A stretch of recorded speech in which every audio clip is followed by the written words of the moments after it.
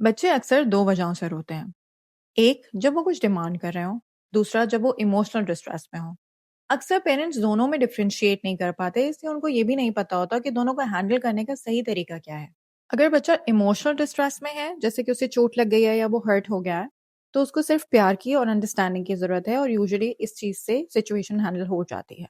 मगर अगर बच्चा कुछ डिमांड कर रहा है और वो बेइंतहा रो रहा है, तो उसको हैंडल करने का कोई और तरीका है। Now let's imagine a scenario.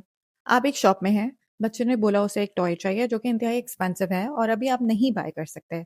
आपने बच्चे को बोला we are not gonna buy it right now, we will buy it later. मगर बच्चा क्योंकि बच्चा है, उसने रोना शुरू कर दिया, वो जमीन पे लेट गया, वो चीख रहा है और हर कोई आपको देखना शुरू हो चुका है। Now to save yourself from the embarrassment, आपने पहले तो मना कर दिया था, मगर अब क्योंकि सिचुएशन आउट ऑफ हैंड्स लग रही है, आप जाके वो ही टॉय बच्चे को दिला देते हैं और ये आपको बिल्कुल नहीं करना चाहिए था। बट सपोज कि आपने वो टॉय दिला दिया, बच्चा खुश भी हो गया। अब आप 1 महीने बाद फिर से किसी शॉप में जाते हैं और बच्चे को कोई रैंडम टॉय फिर से पसंद आ जाता है जो अभी आप नहीं लेना चाहते। तो आप बच्चे को ये बताते हैं कि we are not gonna buy it today. What do you think the child will do now?